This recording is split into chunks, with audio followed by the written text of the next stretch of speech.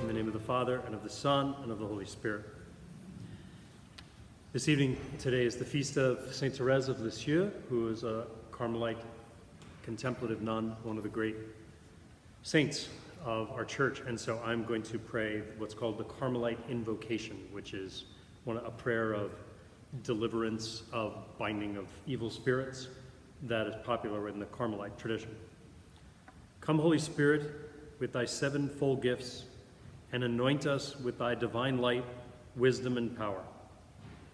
Come, Lord Jesus Christ, and anoint us with thy precious blood, freeing us from every snare and stronghold of the principalities and powers of darkness. O Mother of God, glorious and immaculate and ever Virgin Mary, come and crush the head of the ancient serpent. O great Father Saint Joseph, terror of demons, come and annihilate the enemies of our souls. Saint Michael, great prince and commander of the heavenly army, strike down the insidious foes who seek to destroy us. Come, glorious band of apostles. Come, great patriarchs and prophets. Come, white-robed army of martyrs. Come, pure and noble throng of virgins. Come to our aid, Holy Mother, Saint Therese, Saint Teresa, our Holy Father, Saint John of the Cross, Saint Elijah, Saint Elisha, Saint John the Baptist, Saint Therese, all you saints of Carmel, Saint Pio, Saint Isaac Jogues and companions, Saint Faustina, Saint Benedict, Saint Francis, Saint Anthony, Saint Clare, our guardian angels, archangels, and all you holy angels and saints. Come, repulse the attacks and deceits of our wicked enemies. Render them impotent and helpless. Come, God, arise. Let God arise. Let his enemies be scattered, and all those who hate him flee before him. As smoke is driven away, so are they driven away. As wax melts before the fire, so the wicked perish at the presence of God. Amen. Some powerful prayers. So it's good to be with you tonight this is our 5th class, I believe, of our Mindfulness in an Anxious World series, and we're about halfway through, so give you an idea of where we're going. We have been reviewing in a lot of ways our physiology, our psychology, and then tonight will be the last time that I'll be going fully and heavily in depth into psychology. And then what we'll begin doing starting next week is we're going to start exploring the Catholic tradition of mindfulness more deeply when it comes to the idea of contemplation, the idea of deep mindfulness practice, as well as different ways that we've done that throughout the years. And especially having to do with maybe some more Ignatian ways of prayer. So the Lectio Divina, or divine reading, how to pray, how to be mindful and pray with Scripture and contemplate. How then do we do it? How do I review my day, become mindful of my day through the examen prayer of St. Ignatius? And we'll also be talking about St. Ignatius' discernment of spirits. How can I be aware both on the micro level, like of a particular thing I need to discern, and then on the macro level, how can I just discern God's will in my life? Maybe it's vocational, maybe it's what to do next, and all those different things.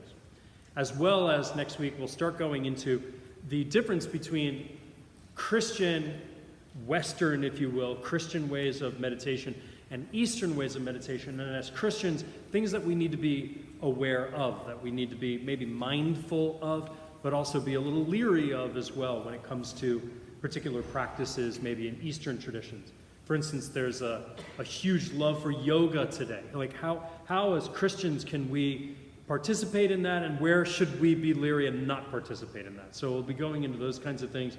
I'll be addressing stuff like the New Age and things like that as well. I'm not going to go intensely into New Age spirituality because I find most of it to be just, I'm going to sound judgmental. It's crazy. So a lot of it's just insane. Like, I'm not going to give credence to the fact that like your chakral energy can be channeled through a crystal. Like, if someone believes that, that's fine. I'd love to have a conversation with them, but we're not going to get into details about that. Okay. So, I do want to apologize. Last week, I recorded the class for YouTube, and there was a sound problem, and my mouth was doing this, and the sound was like, I looked like a kung fu movie from like 1974. So it was pretty bad. So I didn't post it, and my technical skills I tried to line up. It was really fun lining up the words to my mouth. But like as my mom said, I have a motor mouth and my mouth never stops, so I couldn't do it. It was like, there was no pause. So there it is. But you can listen on the podcast. And tonight you might want to take notes.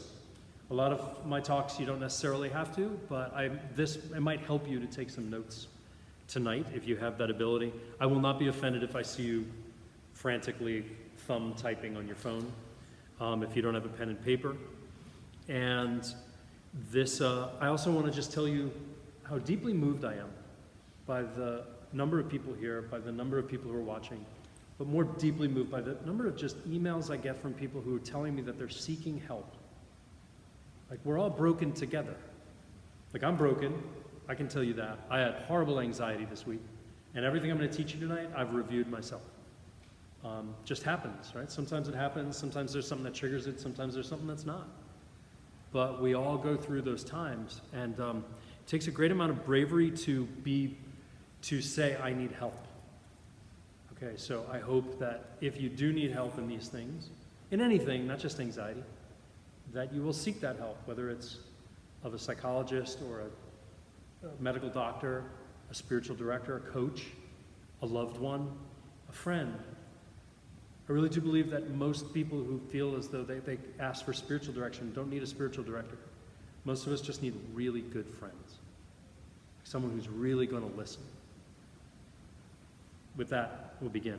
Why don't we begin with a mindfulness practice? Just to start, anxiety can be different for everyone.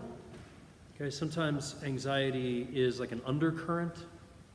It's like a background chatter. Makes us a little uncomfortable, but it's not intense. For some people, it's just outright panic. And tonight what we'll do is after this practice, before we get into some areas of what like you would call cognitive behavioral therapy, we're going to start with something a little different, how to deal with panic when it happens. How do I deal with like the intense moments? But before we do that, why don't we just bring ourselves down, and we're going to have a nice practice tonight. I'd like to spend a little more time on practice tonight. So why don't you get yourself into a comfortable position. It's good to have our back somewhat straight for the sake of breathing. Our sacrum, which is down here, aligned, right, with so that there's a good flow, that we have good posture, but not uncomfortably where we're like rigid. You know, this isn't like VMI. We're not straining. Okay, and get in that comfortable position, and then take a moment to just settle with your eyes open. Find a soft gaze, if you will. And we will start, before we close our eyes, with just deep breaths. Just take some very deep breaths. And we're going to want to spend longer breathing out than we did breathing in.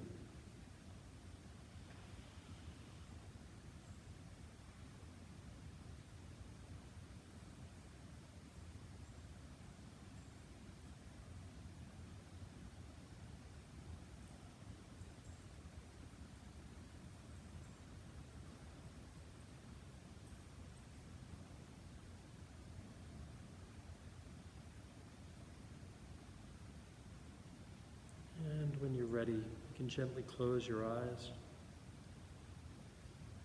and settle into the physical senses of the space around you, who's around you.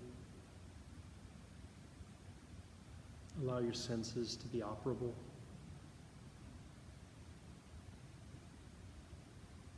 Smell.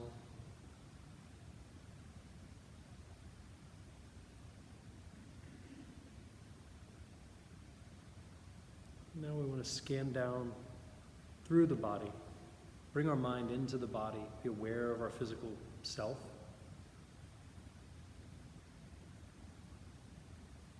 Maybe start at your head, work your way down, or start at your feet and work your way up.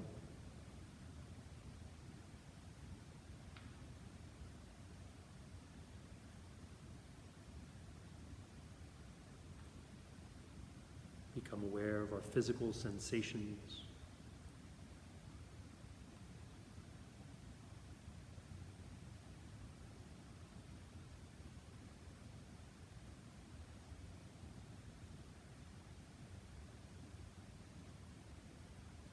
Be aware of our mood.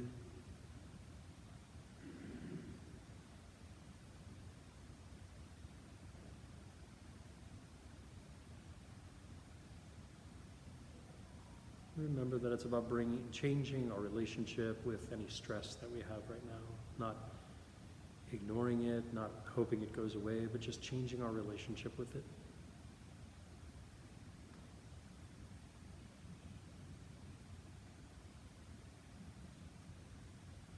Now we bring our attention back to the rising and the falling sensation of the breath. If it's shallow, you can feel it, or deep. If it makes you comfortable, you can place your hand on your stomach or on your diaphragm so you can physically feel the breath.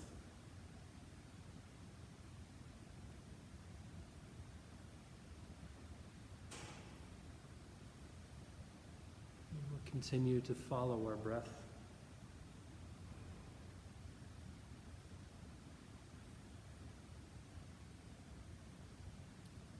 Find your mind wandering. You can count your breath. Breathe in, that's 1. Breathe out, that's 2. You do that all the way to 10 and then start again, if it helps you.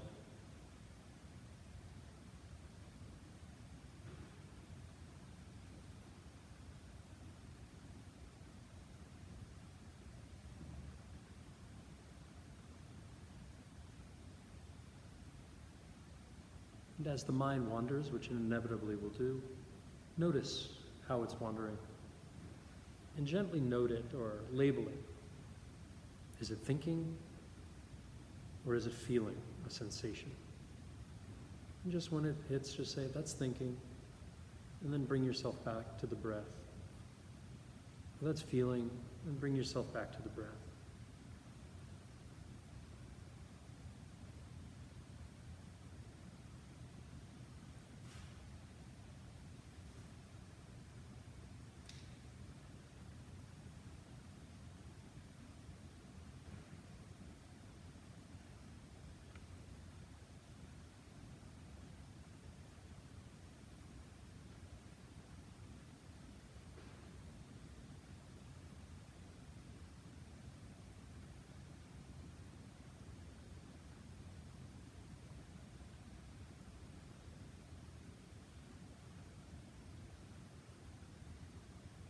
Now, allow the mind to do whatever it wants to do. Just let your mind go where it needs to go, where it feels like being.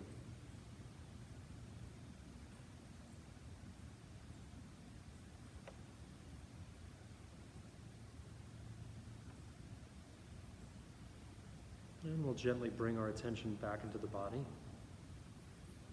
Feel the weight, the contact with the seat, perhaps. Feeling of your clothes on you, be aware of them.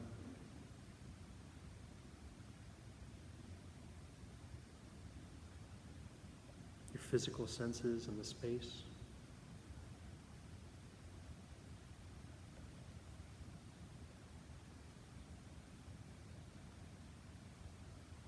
And when you're ready, you can gently open your eyes. And take a moment to appreciate the ending, how you're feeling right now, what's going through your heart. Remind yourself that the exercise and daily life is not separate, it's the same thing. And we want to get to a place where it's seamless. Like the more we make this practice, the more it's seamless between how I live my life and my mindfulness, that I'm aware of these things more and more. And it takes a lot of time. A lot of time, we're reframing our life. We're reframing our approach to stress and anxiety. And so that's a longer term approach. Okay? It takes time to do this.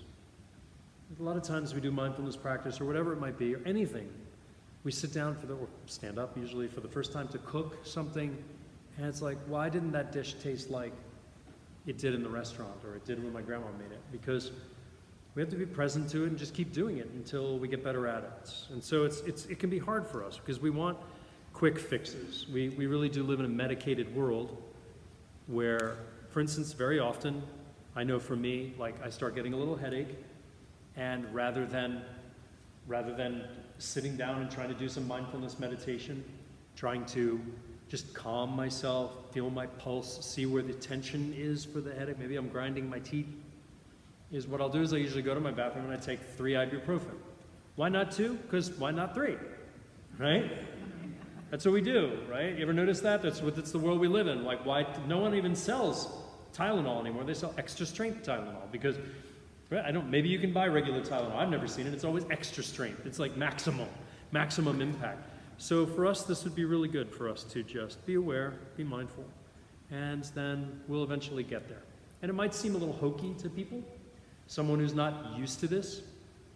And that's just because we live in such a fast-paced, on-the-go, constant society that anything that is not that feels weird. But every other age and generation would look at us and say, you people are crazy. So it's good for us to take that step back. So before we go anywhere when talking about our thoughts, there's times where you and I we have panic. Something horrible happens, something bad happens, something unexpected happens, something is not maybe happening, but something that we're going to go do, like for instance, talk on stage, to speak on stage, or somebody suddenly tells us that we have to do something that causes a great amount of stress and panic and anxiety. How do we deal with that? And maybe some of us are dealing with intense anxiety problems, even anxiety disorders, like a generalized anxiety disorder, or we're dealing with a particularized one, something like agoraphobia, or some sort of phobia that we're dealing with, okay?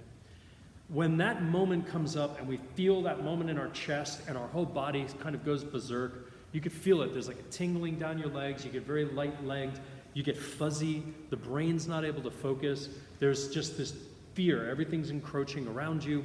However it might manifest itself in you, you feel like you're having a heart attack.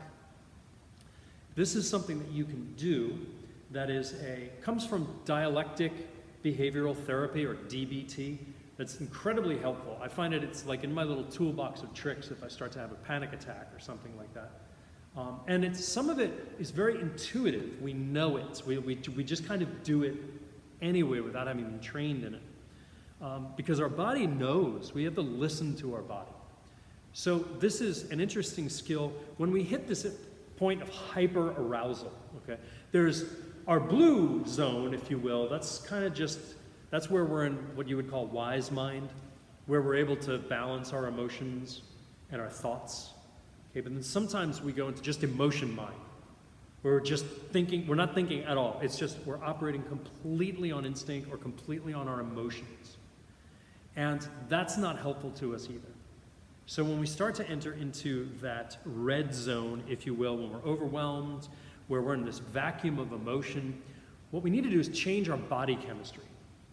And when I change my body chemistry, I can reduce that high arousal where I'm overwhelmed with something that's less that way. And this works for many things. So high emotional states, it can work for us if we're having intensive exercise or something like that we've done, we want to calm ourselves. And it can also help in moments of temptation, moments of great difficulty. So for instance, if someone is struggling with pornography or masturbation or one of these like addictions, especially sexual addictions, and they're literally aroused in a different way, then it's like, well, how do I deal with it? These actually help with the physical arousal states that can lead to addictive behavior. It helps with people who are dealing with intense cravings for alcohol, drugs. This will help you amazingly if you're a smoker or know anybody that's trying to overcome nicotine addiction, gambling addiction, any of those things. These are, in a moment of heightened stress, do these first and then think, okay? And there's many different things that we can do with this. Basically what we're going to do is force our parasympathetic nervous system to operate. And it actually works faster than drugs. So what I'm going to tell you right now will help you more than popping a Valium or whatever it is that you might pop. Not saying that you shouldn't do that if your doctor prescribed it and says you should, but I'd give this a go first, and it might help you. Okay. This skill is called a TIP skill, T-I-P-P. It's an acronym. Okay, and it'll stand for temperature, intense exercise, progressive muscle relaxation, and paced breathing. Okay. So this first one works for me every time. That's why it's the first one. It's the tip. It's the tipping point. You're going to tip your temperature. Okay, how does this work? Get a bowl of cold water and put it on your table. I need like a salad bowl, okay? And you're gonna hold cold water, like 50 degrees, as cold as you can get it without hurting yourself. Like not ice water, okay? Because you're gonna take it, you're gonna hold your breath, and you're gonna stick your head in the water, okay? And you're gonna hold your head under that water for as long as you can. If you can do it up to like 30 to 60 seconds, it's going to do amazing things when you do that. The colder the water, the better, because it's going to activate what's called your human dive reflex. Okay, we have this reflex as part of our survival mode. It's completely, every mammal has it. Every mammal, especially that doesn't go into the water for long periods of time. What happens is that the dive reflex is that tendency of humans for the heart rate to slow down and to go back to its resting state when your body feels as though it's going to drown. Because if you start drowning, what does your body want to do? It wants to conserve oxygen so that you can live longer. Your brain can live longer. So what your brain does is it immediately calms you down when your sympathetic nervous system is like, ah, right? You say, boom, stick my head. Some people do this when they're really stressed. What do? Run their hands in water and throw it in their face. That's a normal thing. They're actually instinctively creating a human dive reflex reaction. Okay? So, get a salad bowl, fill it with cold water, hold your breath. Don't breathe in out bubbles, or just hold your breath and stick your head up to the temples, at least up to the temples in water, and hold it there for as long as you can. Now, if you have a heart condition and things like that, talk to your doctor before you do that. I'm not a doctor, I'm not a physician, I'm not pretending to be. That might cause you to have a heart attack, I don't know. But it doesn't do it to me. But if you do that, amazing things can happen. You automatically start to calm yourself down in a rather quick way. If you don't have that ability, you can splash cold water in your face. Or what you could even do is just take like cold packs and stick them on your forehead and your temples and hold your breath. Okay? Not as effective as the water. I like to actually make myself feel like I'm drowning. And it does amazing things. If you ever notice when you go swimming, like if it's the summer or whatever it is, and you go to the lake or you go to the ocean and you jump in the water and you swim around for a little while, you're immediately calmer. It's because you're actually, and especially if you're swimming underwater, that's because you're activating this. It's just guaranteed it's going to do something better, unless you're Aquaman. Okay. The next one, so that's tip the temperature. Okay, the next one is intense exercise. Now, someone may go, okay, Father, you lost me here. I'm not into that. Hear me out. Intense aerobic exercise for at least 20 minutes, 20 to 30 minutes, intense. What happens is that there's a rapid effect of mood. So if you have the ability, go sprint, or do burpees, or hit the floor and do like fast push-ups or fast sit-ups or something like that. Go for a very brisk walk. What you want to do is elevate your heart rate to about 70% of your max heart rate, 70% intensity. Now, if you want to know I don't know what 70%, go on the internet and type in age. You can go in and there's a calculator. You just put in your age. All right? And your age tells you more or less about that. It's a major component of our emotions that the ability of the body to organize our action for action. So what happens is that anger organizes the body to defend itself or to attack. Fear organizes the body to run. Okay, so if you start feeling anger or start feeling fear or start feeling one of those intense emotions, then by actually going and doing the intense thing, it calms the body down. Because when the body is highly aroused, it can be difficult to inhibit emotional action if the action starts to become dysfunctional. Okay? Intense exercise basically lets us re-regulate ourselves.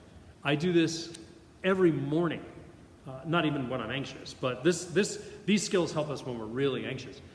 I'll go out, I'll put on my sneakers, and I go and I sprint as fast as I can. It's really great for building muscle too. Or I'll just crank on, I'm gonna do 100 burpees, which is a lot, but a burpee, you know what a burpee is? You do a push-up, and then you stand up, and you jump, and then you go back down, push up, stand up, and jump. Even if you just jump rope, right? Little kids, we know this. Really stressed, what do? Go play.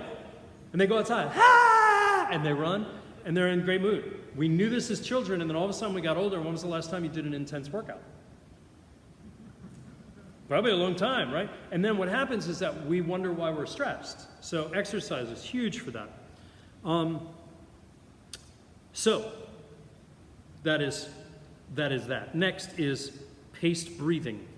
Now we've done this before, but what happens is that you want to slow down the pace of your breath so that you're taking like 4 or 5 breaths per minute, which means long inhale and then an even longer exhale. And you want to slow down that heart rate, slow down the breathing. That's an amazing thing to do. The breath, you breathe deep from the diaphragm, and then you breathe out slower. So think about maybe 4 seconds in, 8 seconds out. If you can do longer, I try to stretch it to 10 or 15 seconds. It can do spectacular stuff.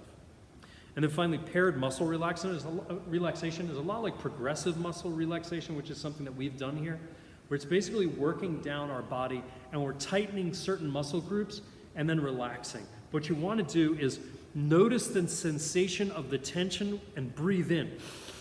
Let's say I'm stretching my face. Right? Oh, the other day I did this. Okay, so I'm going to stretch like my shoulders and my pecs. Okay, so I'm going to breathe in, and I'm going to flex, and then I'm going to think, relax as I breathe out. Okay, and I'm going to relax those muscles. And if you keep doing that, and you work your way all the way down your body and then all the way back up your body. Once again, fantastic stuff. You do those 4 things I just told you, and that's going to do amazing things to reduce that anxiety and help you to relax. You want to tense it for about 5 or 10 seconds, relax it for about 5 or 10 seconds. How's that sound? Good? Hopefully that's very good stuff. Once again, you can do that when you're stressed, you can do that when you're in like a battle of temptation, you can do that when you're fearful, and also I find a lot of these things help me to go to bed, especially the human dive reflex, right? Stick your face in a bucket of water, cold water, before you go to bed. And actually what happens is you just tell your body, and now it's time to calm down. A cold shower can do amazing things. Now someone would say, a cold shower is going to wake me up. Actually, it'll do the opposite. It'll probably calm you down. You're lowering your body temperature, and you sleep better at a lower body temperature. Okay? If it helps you, if you have trouble sleeping, you get stressed at night, go out and buy they've got I have a pillow that cools me. It's a cooling pillow. It's made of a cooling material. They have gel material. You can get pads for your bed like this. If you really got money, they have ones that you can plug in and it pipes cold air into your mattress. That'll actually help you a lot. Another thing that'll really help you sleep at night if you're really stressed and anxious, weighted blankets. Weighted blankets do amazing things to give you a sense of comfort. You know where you feel that? I know where I feel that. When I go to the dentist's office and get an x-ray on my teeth, and they put that big lead bib, and you're like, yeah. And then they put that giant contraption in your mouth and want you to smile. But before they do that, the weighted blanket actually helps you, and that'll help you as well. So if you're really stressed and you do those things and you still need to rest, try to go take a nap with a weighted blanket and take a cold shower before you do it. Amazing stuff. Okay. All right. So today, what are we going to do? Today, I want to think about thinking. We're going to be doing the basics of cognitive behavioral therapy tonight, and then we'll wrap up next week as we go into the Catholic tradition. People often think their distress directly comes from events and situations in their lives. So you'll hear people say things like, and I'm sure all of us have said things like this in one way or another. Like, I had an argument with my husband this morning and I'm still angry. Okay? Or my boss criticized my work and I feel defeated. There's something happens and then there's an emotion that comes. I got a call from my doctor and he wants to talk to me about something and I'm afraid. Things like that happen. My son said, can we talk about something important later? And I'm really worried. We can get those kinds of things in our head. And in each example, the person that was speaking highlights how the situation caused him or her to be emotionally upset. But however, when I feel, what I feel is not only determined by the situation, but also by the way you perceive the situation, the meaning that it takes on for you. So I'll give you an example. When I was in high school, I worked for Herman's Sporting Goods, Herman's Sports Stores. Those of you who are old enough remember Herman's. Okay, it was like whatever the sports store is nowadays. I don't even know, because I buy everything on Amazon.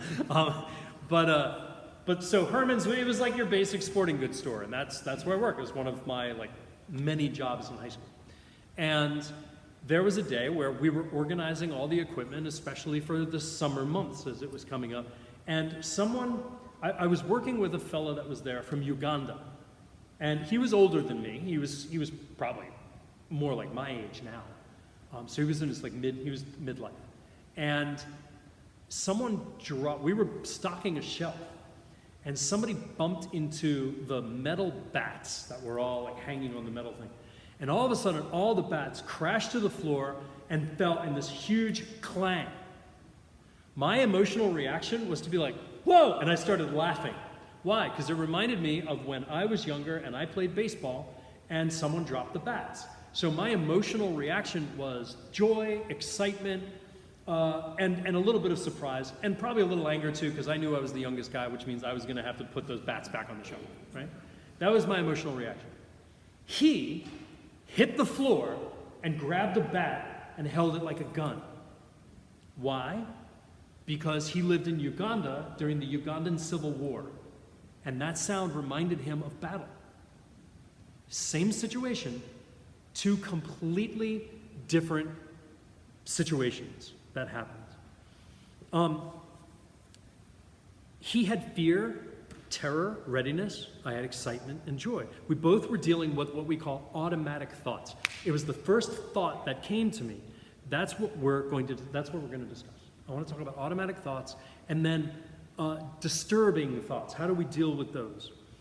In each of those examples, the event was the exact same, but the way in which we responded was completely different. A thought pops into our mind, and it shapes a particular emotion. And that happens to all of us, doesn't it? On a constant, regular basis. A thought pops into our mind, and it shapes an emotion based upon our experience. And then what happens from that is there's a resulting behavior. Okay, so I have a thought, an experience, a thought, and then a behavior follows it. I escape, or there's confrontation, or there's laughter, or there's anxiety. And more than the situation itself, it's these pop-up automatic thoughts that lead to emotional and behavioral reactions. The situation, the automatic thought, the emotional and behavioral reaction. And what happens is that sometimes our reactions can be way off base. They can be unhealthy, they can be painful, or they can be, anxiety causing and all of those things. So what we have to do is evaluate our automatic thoughts. This is absolutely something that helps in mindfulness. Because when we start to become mindful of our thoughts, we can understand on a deeper level what we're thinking and how we're reacting most of the time. And automatic thoughts are often very brief. They happen and they go away rather quickly. They're quickly overridden by our awareness of the emotions that follow them. So we have a situation, you call that a hot situation, which then has an immediate thought, okay, and then the emotions that follow it. The ability to notice and evaluate our automatic thoughts in the middle of a distressing situation is a major skill of life. Once again, I've been saying this over and over. They teach us how to do math. They teach us how to do, the grammar and all the other things, but they never give us a core skill of how to understand our thoughts. This should be like basic human development 101 in the 6th grade, when people start to actually know their thinking, right, on a deeper level. So we'll learn more about how to ask ourselves all those different things, but I want you to try this experience. Think of a time earlier today or in the past couple of days when you felt some sort of emotional upset. Can you think of something that happened to you today or recently that caused emotional upset? Maybe anxiety, anger, sadness. We'll talk about we usually talk about the negative emotions, right? We don't explore the positive emotions as much. We probably should, but most psychology and things are dealing with, I got a problem, not things are awesome. Now try to remember what you were thinking about at the time of that emotion. What were you thinking about? And as you recall your thoughts during that event, maybe you'll become aware of an automatic thought that was going on in your mind at the time. And it's good, like, I think it's always good, like, you can create thought journals where you just write this out. You can even go on, if you go online and go, cognitive behavioral therapy thought journal, and they probably have like templates you can download. I'll find one, I'll put it on my website. So when you can identify your automatic thoughts, it helps you to clarify the nature of the resulting emotion. So you'll understand where the emotions are coming from. And there's certain patterns we have of automatic thoughts. They happen up, when we start to recognize the thoughts, we start to notice a pattern. So in the 1960s, Aaron Beck, who's a psychologist and one of the founders of cognitive behavioral therapy, found that patients who were depressed often reported that they were having automatic thoughts characterized with negative perceptions of themselves. Okay, so what would happen is something would happen, they would have an automatic thought, and the automatic thought usually was like about themselves, it's, I'm worthless. That's common for people who deal with depression, I'm worthless. Maybe they'd have it about the world around them, nobody likes me. Or perhaps it's the future, I'm hopeless and I can't change. Those are negative thoughts that often underlie a lot of depression. He called that a cognitive triad of depression. So we have cognitive triads, the way we see things, okay? Myself, the world, and the future. Those are the things that were usually the most, where these thoughts start to interrupt us. Later in the 1980s, he wrote about anxiety. And he said the same kinds of things about the thoughts that they were having related to threat and danger. And that's so huge for us. If you're dealing with anxiety in any way, it's usually having to do with threat or danger. I'm not safe in some way. And so our body naturally reacts to not being safe. What if something terrible happens is the thought that can hit us so often. And that inability, and the inability to cope, that starts to happen, and then I become overwhelmed, and then I say, I can't go on like this. And then the anxiety just keeps getting worse and worse and worse. And everyone has their ways of seeing situations or events, but when people experience depression and anxiety, the context of their automatic thoughts begin to take on a predictable form. We can really predict how we're going to react. And the goal of therapy, or the goal of cognitive behavioral therapy especially, and mindfulness, is to help us to become more aware of what am I thinking? What are the automatic thoughts that are coming to me? And you'll be surprised the more you become aware of them. You're like, wow, I never realized I was thinking about that all this time. It teaches us basically what we can do is learn how to step back and ask questions. I love, there's a scene in the last Avengers movie, Avengers Endgame, where, which is just a great psychological movie in a lot of ways. All those Avengers things. I'd love to give just a whole talk series on the superhero genre and like what. But there's a scene where Bruce Banner goes to the Sorceress Supreme, and he's trying to get one of the Infinity Stones from her, and he goes to take it, and she hits him, and all of a sudden he flies out of his body, and you kind of have this like out-of-body experience type thing, right? And that's what this is like. It allows us to step outside of our thoughts and our body, and it allows us to, for a moment, get a larger perspective on our life before we get back into it, okay? And so that's our goal, is to evaluate and correct inaccurate or negative automatic thoughts.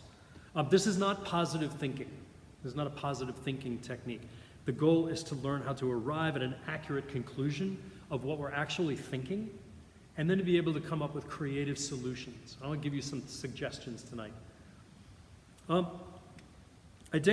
So once we become aware of our automatic thoughts, what we can do then is start to become aware of what's called cognitive distortions, like distortions in the way I'm thinking.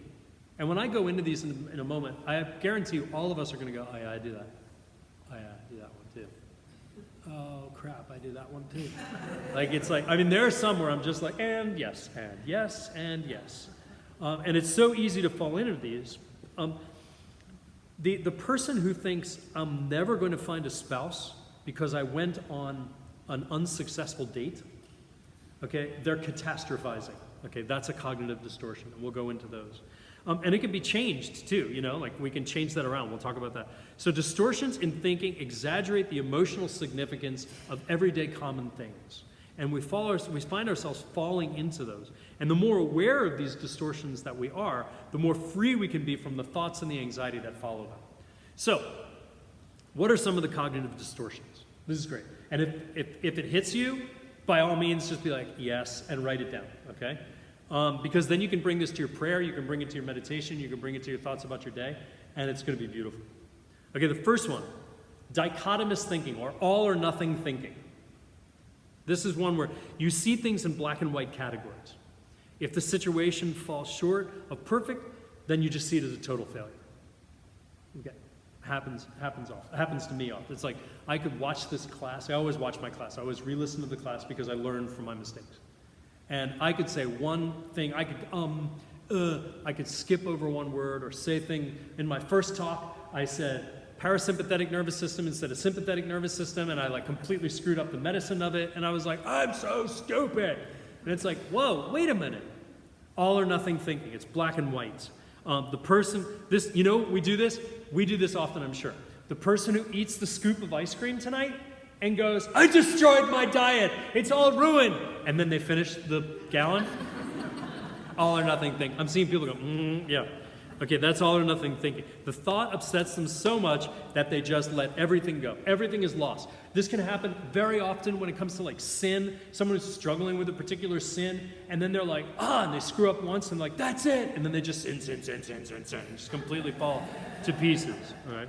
That's all or nothing thinking. That's a cognitive distortion. Okay. Overgeneralization. By the way, I love giving this talk often because I'll see, often married couples are like, that's you. But we're not so good at pointing the finger at ourselves. But sometimes we're like, oh yes, you do that. And when I go through these, you might go, I do all of these. That's okay. That's okay. Because that means just now you'll figure it out. Okay, overgeneralization. This is where you see a single negative event as a never-ending pattern of defeat. Okay, so it's we use words like always, never, ever, everyone. So it's like the guy who goes to his car and he's like, oh man, it's just my luck. The bird poops on his window. He's like, birds are always pooping on my window. What, it's just this idea of always, it's always happening. This is the worst thing ever.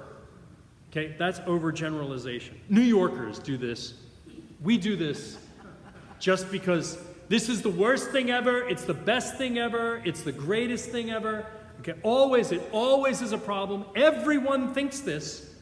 I get that a lot too. It's you know what, Father, we want to do this thing in the parish, and everybody says they want to do it. Everybody? Yes. Really? Everybody? You talk to everybody?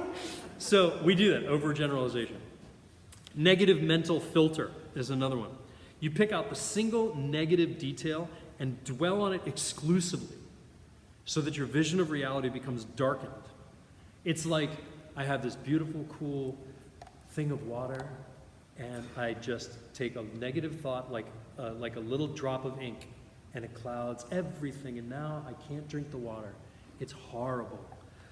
That negative mental filter. So one thing, you receive a lot of compliments about a presentation you gave at work or in class, and then one person says something mildly critical, and it ruins everything. And then you obsess about that person's reaction for days and days and days. That happens in marriage a lot, right? Negative mental filter. It's how was oh my gosh, the meal was fantastic. That was the best meal you've ever made. It was a little salty with the potatoes, but it's great. And then all day, I can't believe you said something about the potatoes. What about the potatoes? And I was I tested the salt about the potatoes. All right. Discounting the positive. Discounting the positive is something that we fall into a lot. You reject positive experiences by insisting they don't count. Okay, that doesn't count. So if you do a good job, and you tell yourself that it was not good enough or someone could have done it better, that's where it is. You discount the positive, it takes all the joy out of life. Could have done better.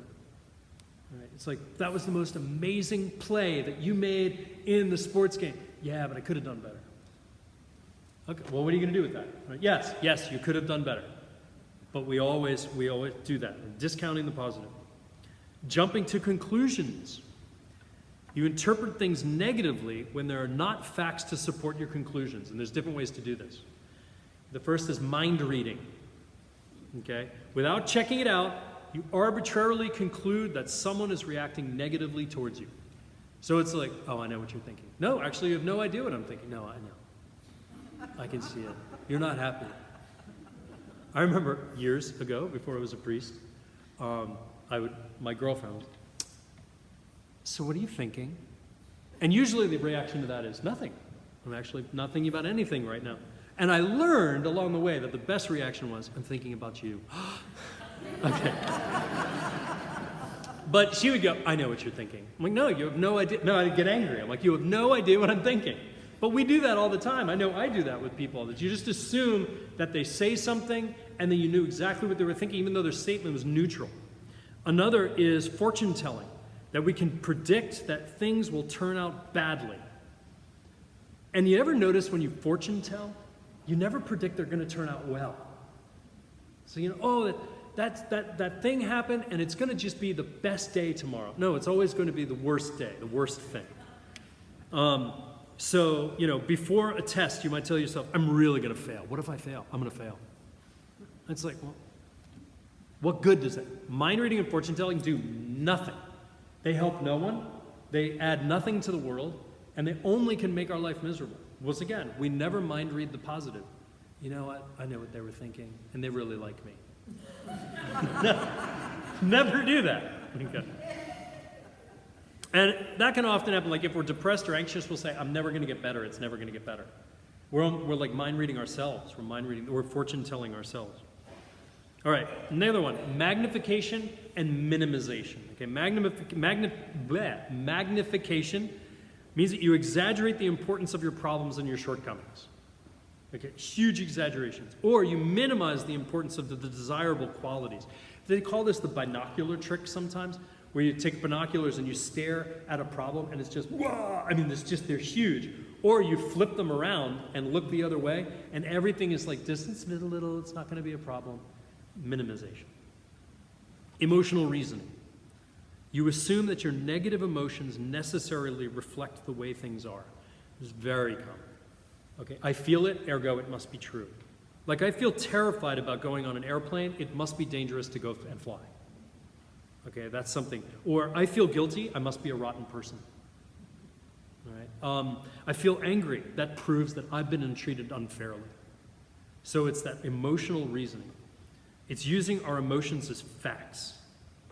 And that's important for us to realize. Just because I feel it doesn't mean it's true. And we do this, kids do this all the time. We do this as children particularly, but a lot of times we don't grow out of it. And it becomes a cognitive distortion. The question to ask often in that is there any different evidence? Like, this is how I feel? Let me look at the evidence, and I'll go into those in a few moments. Should statements. This is one of my favorite.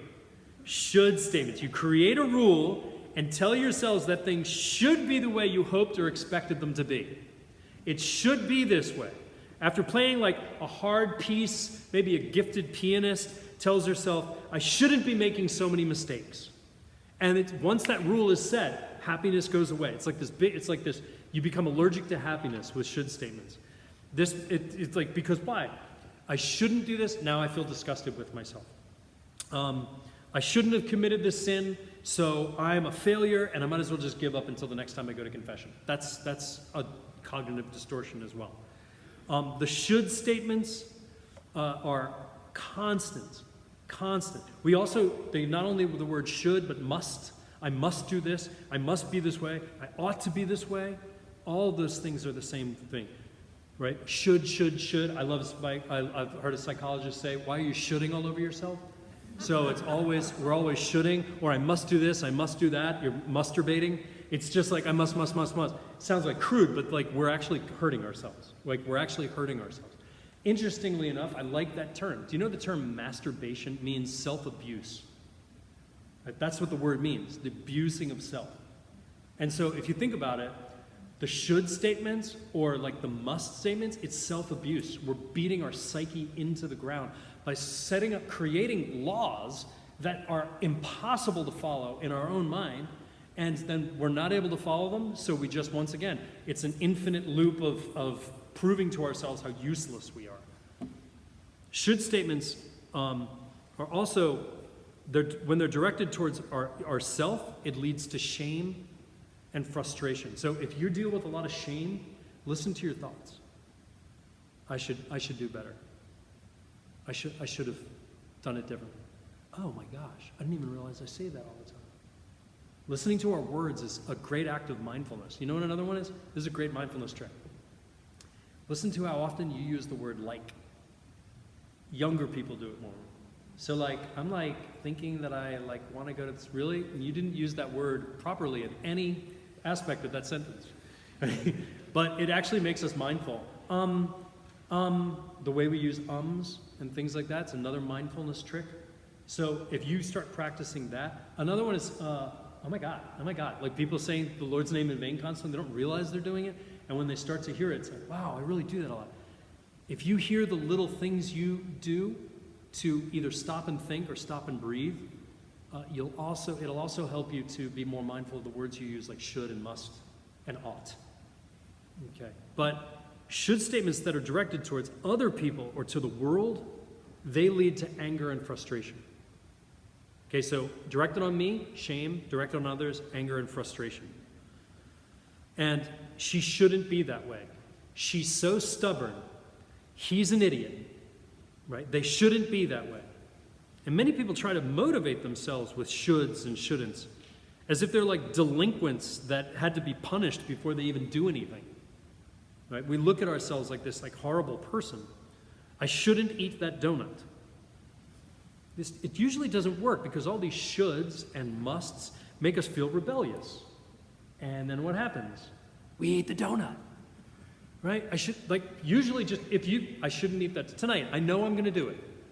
I shouldn't have that ice cream. Why? Because I always treat myself to ice cream after this class.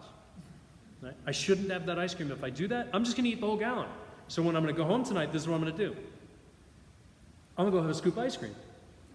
I'm not going to say anything about it. I'm just going to have the scoop of ice cream. Guess what? I'm only going to have a scoop of ice cream. Maybe I'll have two. But, all right. It's a really horrible approach to life. So listen to it. And if you hear your friends or family doing it, tell them what I'm talking about today. Okay? Because it really will liberate them. It'll help them a lot. Labeling. Here's another one. Labeling. It's an extreme form of all or nothing thinking. So instead of saying, I made a mistake, you attach a negative label to yourself. I'm a loser. I'm an idiot. I'm a failure. I'm a jerk. It's immediate labeling. It's irrational because you're not the same as what you do. What you do and who you are not the same thing. You cannot know who a person is. You can only know what they do. So human beings that are like fools, losers, jerks, they don't exist. Fools, losers, and jerks do not exist. Like they might do something that's foolish, or they might do something that maybe is like kind of a loserish thing to do, but that doesn't define who they are. And what happens is that labels are really, they're useless abstractions that end up leading to anger, anxiety, frustration, and even low self-esteem. I would say that this is one of the main problems that we experienced during the election. I did not watch the debate. I don't care. I already know who they are, right? I already know what's going to happen. People are like, could you believe what happened at the debate? Yeah, I could, right? There was actually nothing surprising about what I heard about the debate. But Biden is not an idiot, and he's not evil, and Trump is not an SOB, and he's not evil. Why? Because you can't know who they are, only things they do and say. And when we label somebody, we immediately write them off. When we label ourselves, we immediately write ourselves off. So like if I label myself an idiot, what's the good of ever like learning anything? Right? That label does no good for any of us. And it makes us feel hostile and hopeless in life, and usually leads to a form of depression or despair. Personalization and blame. Almost done with these. Personalization and blame. Personalization occurs when you hold yourself personally responsible for an event that was not entirely in your control. So this is a common one for parents. You receive a note from school saying that your child is having trouble in school, and you say, I'm a failure as a parent. Okay, it's personalization, it's blame. That the kid is having trouble, and you tell yourself, see, this just shows how bad of a mother I am. This shows how absent of a father I am. We can easily turn those things in. Instead of trying to pinpoint the cause of the problem so that you'll actually help the child, it ends up personalizing it and reflecting it all back on ourselves. That actually is also a common form of narcissism, or a way narcissism can play out. And then usually it's turned to say, I can't do anything wrong, it's their fault. Personalization leads to shame, a sense of inadequacy, and some people do the opposite and blame others for their circumstances. So it's not self-blame, but it's others. And they blame their problems and their outlook on them. So, like, the reason that my marriage is so lousy is because my spouse is so totally unreasonable, right? And that's a very common one that people fall into on a regular basis. And once again, it does absolutely nothing. It's like a game of hot potato. You know, it's not mine, it's yours, right? You'll find that especially with people who struggle with alcoholism, drug addiction, other addictions, but most particularly alcohol and drug addiction, is that they'll often turn it outwards. Personalization and blame is very easy because it's like, I don't have to look at my own self. Okay. So, and then finally, we're going to mix a bunch of them together, and we're going to talk about catastrophizing. Okay, so catastrophizing is a mix of magnification and overgeneralization. Catastrophizing is exactly what the news is based on.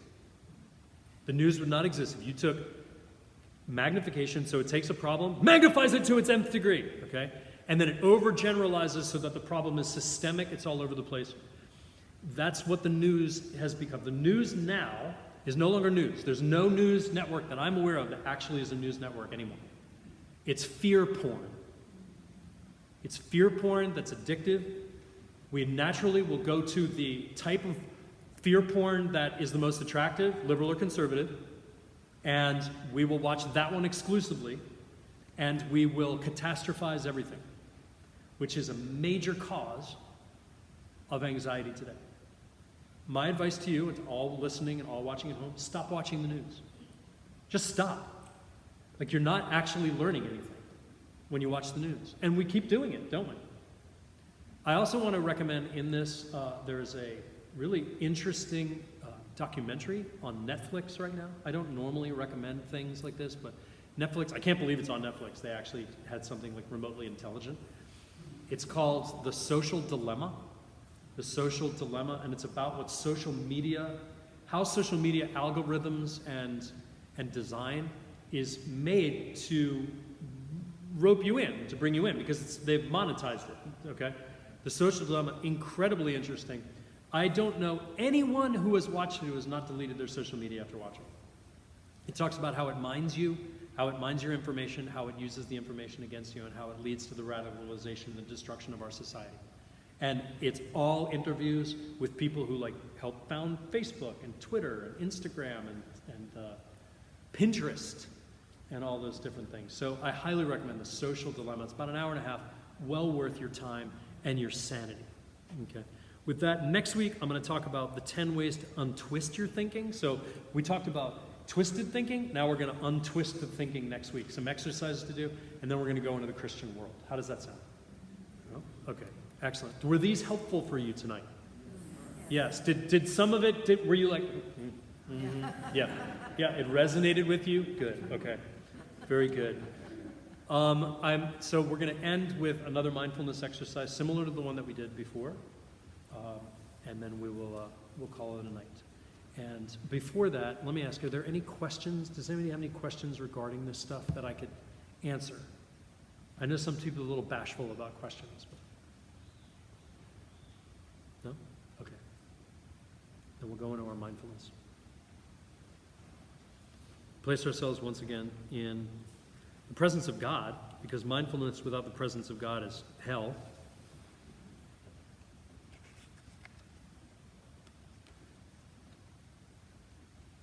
And we're going to go into a little more noting and labeling tonight. Research says you can reduce emotional problems through mindfulness with this, and helps everything in anxiety, any intense emotion, by just creating this extra space in our mind, It's not about getting rid of it. Mindfulness is not about getting rid of our problems. It's about being aware of them and creating space and self-compassion so we can face those problems. This really, mindfulness, I think, mindfulness and a disposition of prayer really are the prerequisites to healthy and very effective therapy. So if you're going to go do any therapy, like I always do a mindfulness exercise before therapy. I do a mindfulness exercise before spiritual direction. I do mindfulness exercise before I go to prayer. A mindfulness exercise before I meet with my physical coach, my workout coach, and people like that. Because it's just the mindfulness, it creates space and room, and it allows us to open up our emotions as well. And then identify and name our emotions that we're struggling with so that we can handle them better, okay? So, place yourself in a comfortable position. You might want to move a little. You've been sitting a little while, so feel free to move. Those of you who are at home, and even here, like if you want to sit on the floor, you can do that. Like you can sit in the aisle or sit over here or sit over on the platform over there. It's not weird. It's not weird, okay? God's okay with that. We're physical beings, right? We can do physical things. You can stand up for a second, okay? But whatever you need to do, okay? Get the circulation moving. Okay, I feel like it's one of those like fitness classes at the Y, like for the old, okay, everybody, and this way, and this way. So move around a little bit. Okay. It's always good to like move your legs, bend your knees, okay, get the circulation flowing. Once you start, move your neck around. Oh, I want my chiropractor. And then move your neck around, okay. Move your shoulders. Okay, we all of us right here, everyone that works at a computer at their desk, all holds their attention here, okay? Because you spend your day with your chest flexed, so like pull back, feel that. Get some rotation in those shoulders. I hope you breathe. You get your salad bowl with your water, yeah, we can rock with it. Exactly. Go home and try it. Just give it a go tonight. Go drown yourself for a minute and see what happens. I'm joking. That's a joke. Okay. All right. So we're gonna start. We're gonna with our eyes open. Okay. Put a smile on our face. Make yourself smile. See how it changes your mood. Okay. Just smile for a minute. Have gratitude. Again, I want you to think of one thing today. One thing with your eyes open, not as part of the mindfulness. Just one thing today that happened to you that you can be grateful for. Okay, just one thing. By the way, I will say that research indicates that for every negative thing you think about or have, if you think of 5 positive things, it'll counterbalance those. But it has to be 5, not 4. Okay? So if you had like one bad thing happen today, think of 5 positive things and it'll wash that out. Okay? Think of it like this. Wash this out. Okay? So I want you to think just right now one positive thing, one gift, one blessing, one joy. And you can have a disposition of openness if you want, with your hands on your lap, open to the mystery, to the life that God's given you. Or if you need to be grounded, if you're having a rough day, your hands can be down on your knees. And we'll begin with deep breaths. As deep as you can take it. And you might find that you'll start to have like cramps or something like that if you take a really deep breath because you're just not used to it. That's fine. Just work it out a little. Start by taking 5 deep breaths. Let your exhale be deeper, longer than your inhale.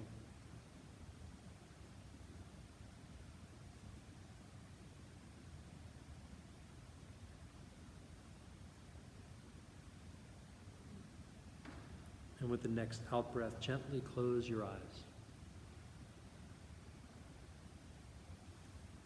And allow your breath to return to normal, but be aware of it.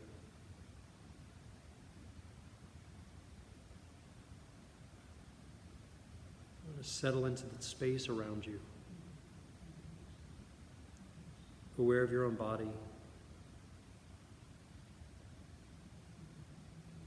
The other people in the room.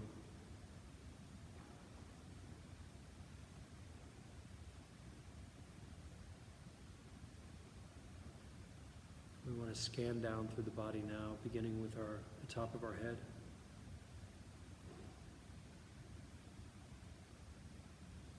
Be aware of different physical sensations, your own underlying mood, Maybe even an awareness of how your mood is different than it was earlier.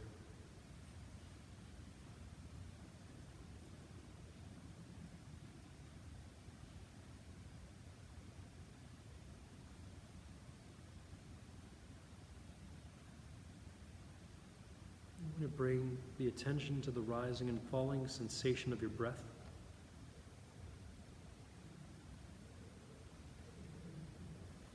Maybe remind yourself of the sentence, why you're doing what you're doing right now.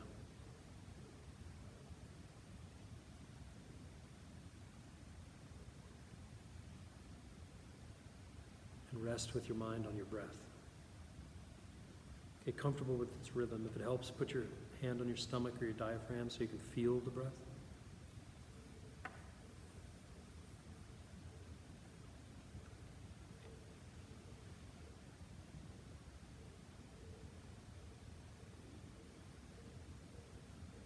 Now allow yourself to go deeper inside and encounter God in that inner room of your heart. If it helps, think of a doorway into your heart that you walk in. What does the inside of that room look like?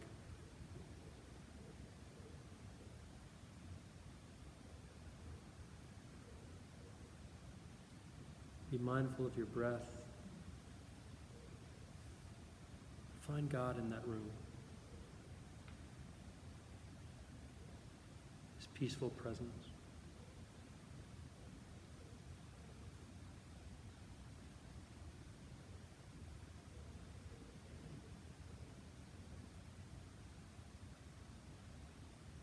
And allow him in his merciful love to simply love you. You don't have to say anything to him. You don't have to win him.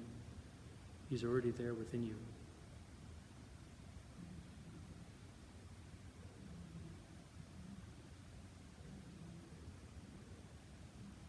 If you find yourself being distracted, go back to the breath, and then go back to the room.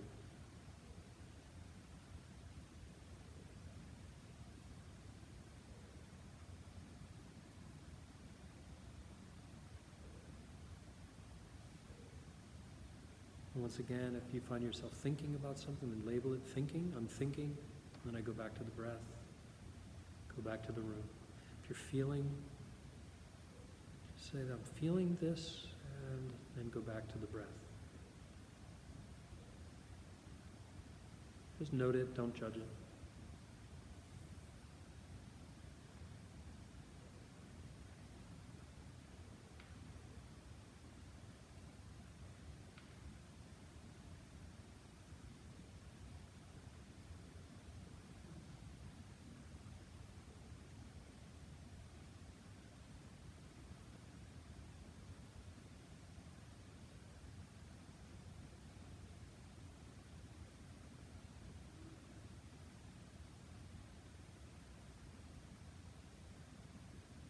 And with the next out breath, let your mind wander off and do as it wishes.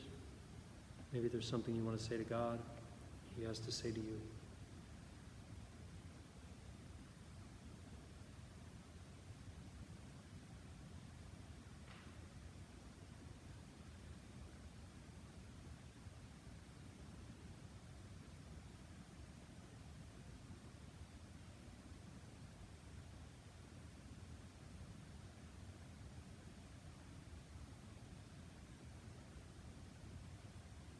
Now gently bring your attention back to the room again. How you're feeling in your body. Maybe where there's tension. Maybe where the tension dissipated.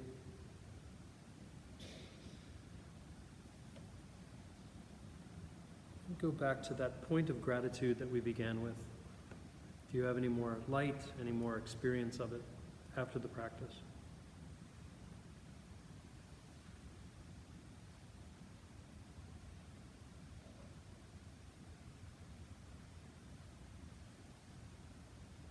And when you feel comfortable, open your eyes.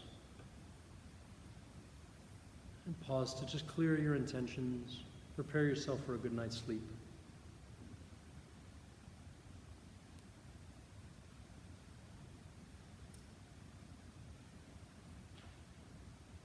God bless you. Thank you.